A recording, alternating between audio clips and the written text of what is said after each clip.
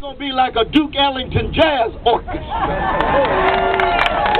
Everybody got their own voice, and even Duke is not the conductor. He just one voice among the others. But hit it, Gonzalez. Hit it, Johnny Hodges. Yes, that's democracy in action at the deepest level. That's what is so magnificent about Occupy DC. That's why Brother Kevin talks about leaderlessness and leaderfulness of all of us together, one voice among others.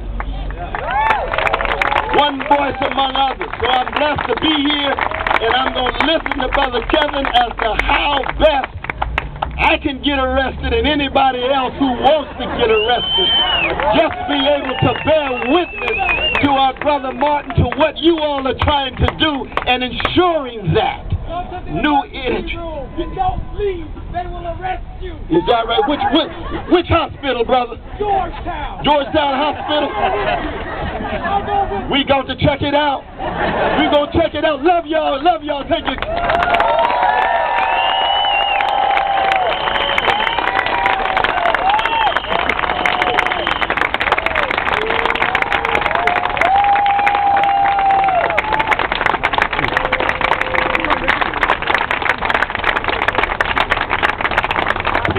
Cornel, I'll take a few questions, so we get an extra bow from him.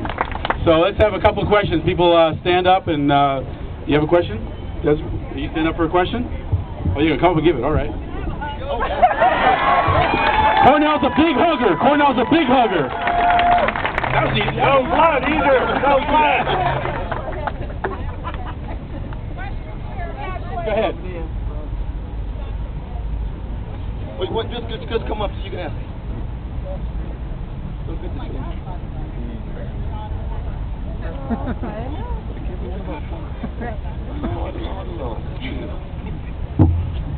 The question that I want to ask is, I just had a conversation with some beautiful sisters over here. I just had a conversation with two sisters, beautiful sisters over here, who had just left a memorial, and they were talking about President Obama.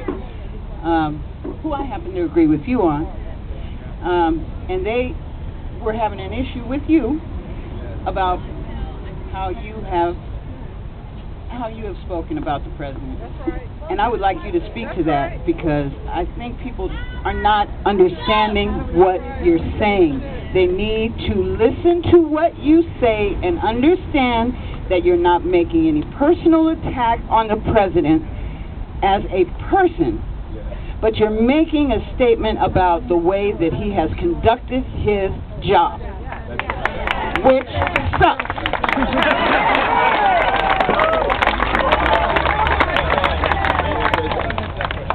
No, but I appreciate that question and the spirit too, because I think it's very clear that anytime I look at a president, I don't care what color he is, and I am excited to have a black president, because white supremacy is real and needs to be shattered. There's no doubt about that.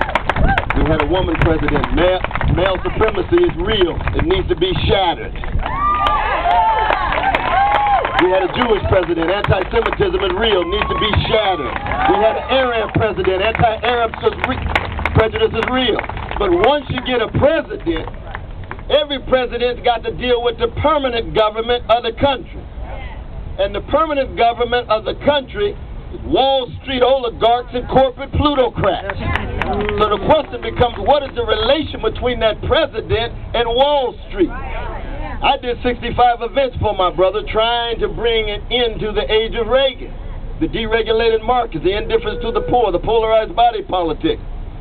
But when I saw that he was moving toward Tim Geithner and Larry Summers, it became very clear that he had not allowed his vision to be severed from the same oligarchic power and deregulating ideology that got us in this catastrophe 3 years ago.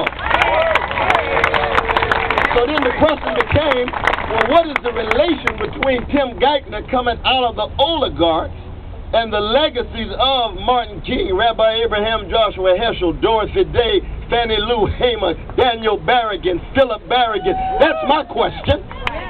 What is the relation between public interest and the weak and the vulnerable? That's the question of any Democrat, small d. What is the relation between common good and the poor and working people? And when I looked at Geithner and Summers and Bowlesby and a host of others, it was clear that the major insiders were part of the very opposition I've been spending 40 years fighting against. So then I had to walk a tightrope. I had to say, here I am excited, because I did break dance for about half an hour when the brother won, because it was a beautiful thing. Let's be honest about it. It was a beautiful thing. All the stuff black people been through, 400 years of being terrorized and traumatized and stigmatized, and now you got a black president? But at the same time, just like having Brother Clarence Thomas on the court.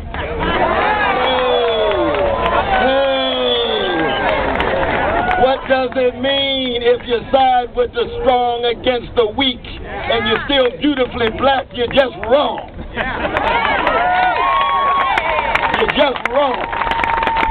And so in that sense, it is an attempt to be critical. I believe in protecting the president again against the vicious lies told by the right wing.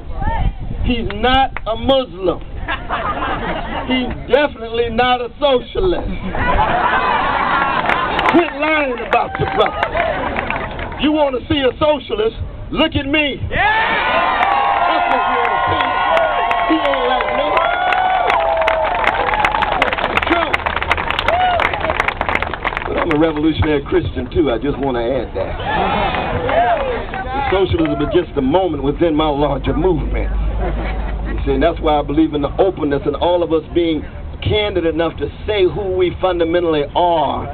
Because we don't ever want to act as if we're strangers. We ought to try to be love-struck with one another. So when you see me, you ought to see a black man. Don't tell me you colorblind. No. My fro ain't there just for nothing. I'm a black man. I try to be a free black man who loves everybody. But at the same time, I can learn from those who have come from other religions, my Buddhist brothers and sisters, my Jewish brothers and sisters, and my Hindu brothers and sisters, Bill Maher and his agnosticism. I love that brother. I love that brother. We're all in it together, because what brings us together is this focus on this corporate greed in these various sectors of our society, so we can unleash democratic possibilities. So no, it is not personal at all. It might appear personal because in the press, one black man talking about another, they must be ready to throw down. No.